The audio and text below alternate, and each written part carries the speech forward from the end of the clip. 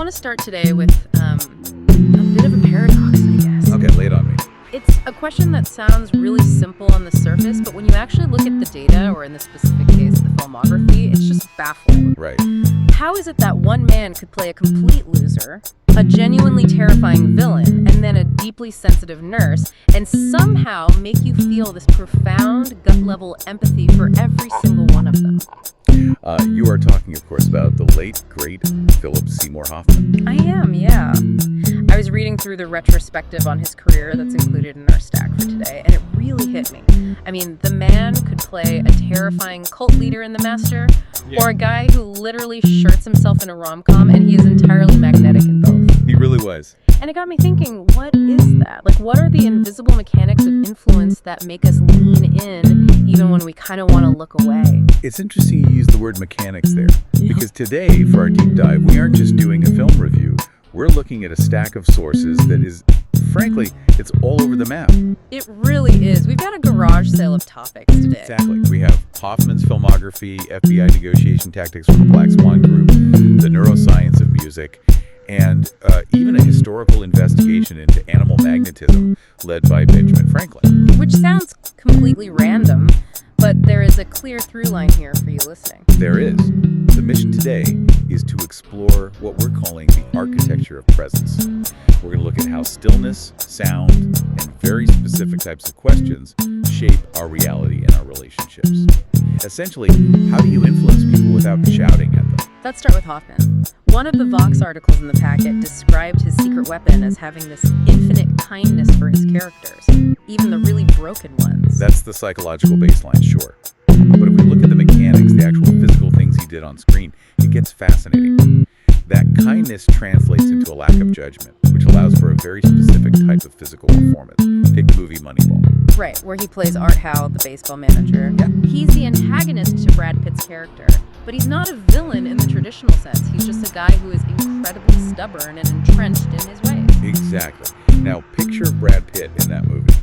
He's eating, he's moving around, he's talking fast, he is highly kinetic. Hoffman plays the resistance to that. But notice how he plays it. He doesn't scream or throw things. No, he physically stuffs his hands deep into his jacket pockets. He just becomes a statue. It is so uncomfortable to watch. He looks like a boulder sitting in the middle of the room. But that's the point. It's a physical manifestation of a closed mind.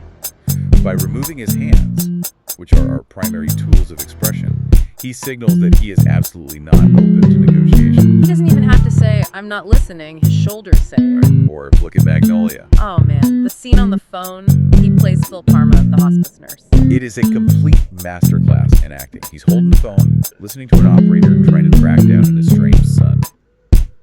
Meanwhile, Jason Robards, who plays the dying father, is wheezing loudly in the background. It's totally chaotic. And most actors would try to, act through that chaos. They'd look stressed, they'd interject. They'd try to show you how hard they are working to save the day. But Hoffman just stays there. He offers pure presence, waits. He just says, it's a hell of a disease. He lets the silence do the heavy lifting. He anchors the entire scene by doing less than anyone else in the frame. And then just to prove he wasn't taking himself too seriously, and to really show the range of this presence, you have Along Came Polly. We have to mention it is crucial to the argument. The man plays Sandy Lyle, a washed-up child star who completely ruins a pickup basketball game. The source mentions the rain dance and the infamous shark scene. It's gross, it's hysterical, but he commits to it with the exact same intensity he brought to Mission Impossible 3rd. Which is such a great pivot, because that Mission Impossible opening is actually the perfect bridge to the science behind all of this. There's a Reddit thread in our stack analyzing that specific scene, how he establishes terrifying stakes just through his eyes. Yes. And this leads us directly to the concept of micromotion. This was the source that really rewired my brain, because it breaks down presence into a literal formula. It's not just about having charisma or being born with it. It's a two-step process, the climb and the drop. Right. It's a framework usually applied to high-stakes poker or police interrogations, but it applies perfectly to acting, too. The climb is your baseline of stillness. To influence someone, you first have to arrest all your own movement. The source calls Anthony Hopkins the sovereign of stillness for this exact reason. Because he has a near-zero blink rate. Watch Silence of the Lambs. When he's on screen, he stops moving entirely. No fidgeting, no nodding, no unnecessary gestures at all.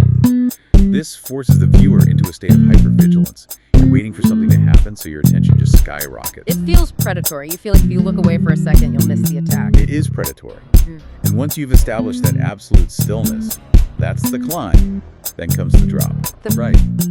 Because the background is so perfectly still, a tiny movement hits like a thunderclap. For Hopkins, it's the nostril microflare. Just a tiny expansion of the nose, like he's scenting his prey. It's terrifying. And the source traces this back way before cinema, right? They mentioned Queen Elizabeth I used this exact technique. They called her the living tableau.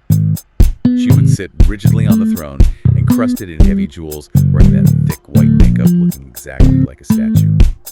Courtiers were terrified to speak because she gave them absolutely nothing. No feedback, no nods of encouragement. Just a wall of diamonds and silence. And then, the single finger lift. To grant a pardon or to signal immense anger, she would just lift one single finger because she was so still that one finger had the weight of a screaming match. That is real power, doing almost nothing, so that when you do something, it totally changes the temperature in the room. It's highly efficient. The source also analyzes Abraham Lincoln. He had a technique they called the slow eyelid descent. See, this one I might actually try to use at work, though I'll probably just look like I'm falling asleep in a meeting. You definitely have to be careful with the timing. Lincoln would use it when he disagreed with someone. He wouldn't interrupt them. He would argue back. He would just slowly close his eyes for 2 full seconds. That feels so much worse than being yelled at. It's like being dismissed from reality. It signals a complete disconnect. He effectively removes himself from your argument physically. But here is the really wild part. This isn't just theatrical, it's ancestral. The source references the sand trackers in the Kalahari Desert. Right, the hunters. This is what connected the dots for me. When a tracker finds a sign of a predator or prey, they freeze. That is the climb. The whole hunting group synchronizes their nervous systems to that stillness. They enter a shared state of heightened awareness. Then, the tracker judge will drop a single finger to them. So Hoffman's acting, Lincoln's politics, and these ancient hunting techniques, they are all hacking the exact same evolutionary software in our brains. Precisely. They are hijacking the nervous system. By removing the noise, they force you to focus entirely on the signal. Before we move on, I have to bring up the chess example from the notes because it's so beautifully specific. Garry Kasparov. Ah, yes. The Grandmaster. The source mentioned his chin descent. It's a legendary micro-motion in the chess world. Kasparov would lower his chin by about 3 degrees when he solved a position in his head. 3 degrees? Barely a nod. He hadn't moved a piece yet. He had said checkmate. But that tiny micro-motion signaled, I have you. And his opponents would just deflate. They would often psychologically crumble before the move was even made. A 3-degree movement signaled the definitive end of the game. That is wild. But, okay, let's be real for a second. You can't just stand around freezing and pointing at people in the office. Well, you could, but you'd probably get a referral to HR pretty quick. True, context heavily matters here. So how do we translate this drop into actual everyday conversation? That brings us to the negotiation tactics from the Black Swan group. This is where we move from physical influence to verbal influence. The core idea here is what they call calibrated questions. The big takeaway for me was the concept that questions aren't just for getting answers, they're actually for shaping thoughts. That is a crucial distinction. Most people ask questions just to confirm facts. Did you send the email? Is the price $50? A master negotiator asks questions to force the other person to stop and think. The source highlights using what and how questions specifically. And there's one specific question that seems to be the holy grail of negotiation. How am I supposed to do that? It's brilliant in its simplicity. Let's say you're in a negotiation, and someone makes a completely unreasonable demand. They say, I need this massive project finished by tomorrow morning. Your natural instinct is to fight back, to say, no, that's impossible, you're being ridiculous. Right, but saying no creates immediate conflict. It puts up a defensive wall. Instead, you look at them and ask, how am I supposed to do that? It puts the ball right back in their court. It forces them to help you solve your problem. It creates an illusion of control for them because you are asking for their help, but actually, you've stopped them dead in their tracks. They have to explain your reality to themselves. They have to empathize with your situation just to answer the question. But the source really emphasizes tone here. You can't say it like a teenager rolling their eyes. Like, how am I supposed to do that? No, because that's just aggression. The tone has to be curious or plaintive, like you genuinely want to know the answer. It is verbal stillness. You aren't fighting, you're pausing the dynamic and forcing them to fill the gap. It's the exact same mechanic as the slow eyelid descent, just with words. You're refusing to accept their premise, but you're doing it incredibly gently. Exactly. Now, moving from the boardroom to the date, we have this fascinating breakdown from Mendelsohn on the psychology of relationships. And it seems like the solution of control and stillness applies perfectly here too. The dating market. The source discusses social comparison theory, which is basically the scientific term for asking yourself, is she out of my league? Subconsciously, we are constantly assessing a potential partner's status relative to our own. But there's an economic principle at play here too. We weigh the emotional cost against the potential benefit. Meaning, if someone seems high value, we want them. But if they seem too high value, we might not even try because the cost of rejection is just too steep. Or, conversely, if they're too easily available, the perceived value drops. Which brings us to attachment styles. The source touches on secure versus insecure, specifically anxious and avoidant. This is the classic chaser versus runner dynamic. Right. Anxious types tend to flood the zone. Yep. They text back immediately. They constantly seek reassurance. They double text. They offer absolute zero stillness. They're all noise. And avoidant types are all climb and no drop. They just freeze you out completely. The sweet spot, the source suggests, involves the role of mystery. This feels like the dating version of the stillness concept we talked about with actors. If you are totally accessible, if you're broadcasting everything all the time, there is no tension. Mystery creates a vacuum that the other person naturally wants to fill. It's really interesting how all these sources overlap. In negotiation, you ask a question and let the silence do the work. In acting, you freeze so the audience leans in. In dating, you hold back a little so the other person pursues. It's all about managing the flow of information and emotion. You aren't forcing the outcome. You're creating a space where the outcome you want becomes the most logical step for the other person to take. Now, speaking of managing emotion, let's talk about the most direct tap into our emotional brain sound. Yes, the musical intelligence section. I always thought being musically intelligent just meant you were good at playing the piano or had perfect pitch. But the source says it's way more fundamental than that. Based on Howard Gardner's theory of multiple intelligences, it's a specific processing capability, mostly located in the right hemisphere of the brain. It's a profound sensitivity to rhythm, pitch, timbre, and the emotional implications of sound itself. So, a record producer or an acoustic engineer might have higher musical intelligence than someone who can just read sheet music mechanically. Correct. It's about understanding the architecture of sound. And our brains are literally wired for this. The source talks about the formative years, specifically between ages 12 and 22. That explains why I still listen to the exact same bands I loved in high school. I honestly thought I was just stuck in a rut. It's biological. Your brain is going through massive neural pruning and development during that specific window. The music you hear then gets hardwired into your neural pathways. When you hear those songs now, you get a massive dopamine release that you literally cannot get from new music. It's a chemical high tied directly to memory. The source mentions that specific thing about dopamine too. It's not the chorus itself that releases it, it's the anticipation of the peak. Right. It's that tension again, waiting for the drop. We are wired to crave the resolution. But not everyone feels this. There's a condition mentioned in the stack called specific musical anhedonia. That sounds tragic. People who feel no joy from music at all. About 3 to 5% of the population. It's linked to a disconnection between the auditory processing regions and the reward centers of the brain. They hear the music, they understand it technically, but they feel absolutely nothing. No goosebumps, no joy. But for the rest of us, music is a deeply potent tool for healing. The source brings up the incredible case of Gabby Giffords. This is one of the most powerful examples of musical intelligence in action. She was the congresswoman who suffered a severe brain injury from an assassination attempt. Yes, she had aphasia. She lost her ability to speak. Her left hemisphere, which controls language and speech, was severely damaged, but she actually used singing to recover. How does that even work? If she can't speak, how can she sing? Because while speech is localized in the left hemisphere, melody and rhythm are primarily processed in the right hemisphere. She could sing words that she physically couldn't speak. Through melodic intonation therapy, she essentially used the musical pathways to bypass the damaged areas and rewire her brain completely. That is incredible. It's like building a detour around around a collapsed bridge using melody. It really is. But the source also points out the dark side of this influence. We have to look at the whole picture here. Right, the case of Leroy H. Smith III. The Slayer defense. He killed his father and claimed in court that the violent lyrics of a heavy metal band Slayer contributed to his delusional state. Now, obviously, we aren't taking a stance on legal defenses here. Yeah. But the inclusion of this story in the source material highlights a key argument.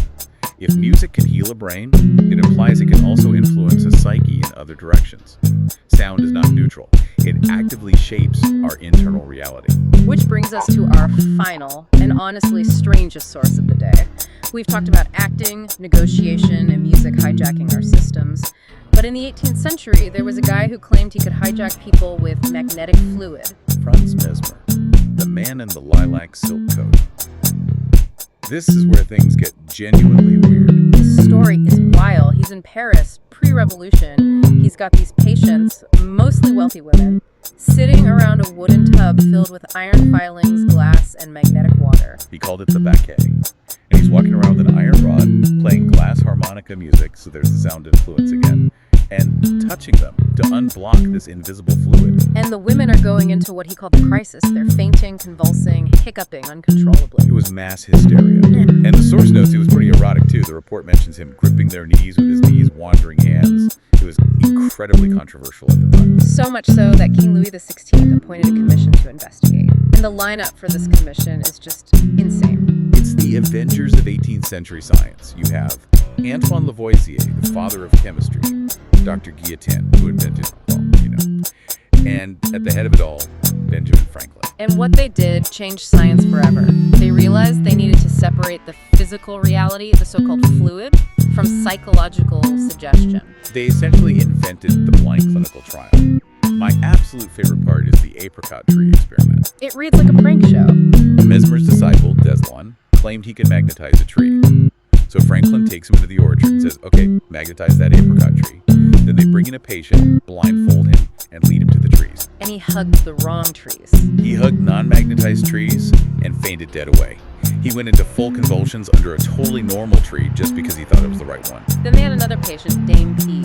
They gave her magnetized water, but it was really just normal tap water. And she had a full crisis. Then she drank actual magnetized water later and felt absolutely nothing. So Franklin proved animal magnetism was fake. Well, he proved the fluid was fake. But he inadvertently proved that imagination, what we now call the placebo effect or suggestion, is incredibly real. Animal magnetism wasn't a physical force, it was a psychological one. Exactly. They proved that if you believe something is happening, your body will actually make it happen. Convulsions, fainting, healing, all generated entirely by the mind. So let's try to pull all this together for you. We started with Philip Seymour Hoffman stuffing his hands in his pockets in Moneyball. That physical stillness, a micromotion climb, hijacks the observer's nervous system. It forces us to pay attention by removing the noise. And then we had the negotiators asking, how am I supposed to do that? Which hijacks the problem-solving brain. It stops the aggression and forces empathy by creating an illusion of control. We have music, which hijacks our dopamine centers, using rhythm and anticipation to make us feel pleasure or pain, or even rewiring the brain. And finally, Mesmer and Franklin showing us that imagination alone can hijack the entire body, making us faint under an apricot tree if we simply believe we should. The common thread here seems to be the invisible signal. Influence isn't about the big speech or the loud command. No. Influence is about the things we don't say. It's the pause, the subtle look, the question that forces you to stop, the belief you're bringing to the room before you even open your mouth. It's kind of terrifying, but it's also empowering. You don't need a lilac coat or a magnetic tub to influence people. You just need to understand the mechanics. We often think we are rational agents making our own independent decisions, but these sources show us that we are constantly reacting to these invisible inputs. A raised eyebrow, a specific chord change, a tone of voice. So here's the final thought I want to leave you with today. Whether it's a ridiculous scene in a movie or a high-stakes negotiation for a raise, the mechanics are exactly the same. Look at yourself right now, in your relationships, in your work, when you walk into a room. What invisible signals are you broadcasting that you aren't even aware of? And more importantly, are they the signals you actually want to be sending? That is the question. Thanks for diving in with us. See you next time.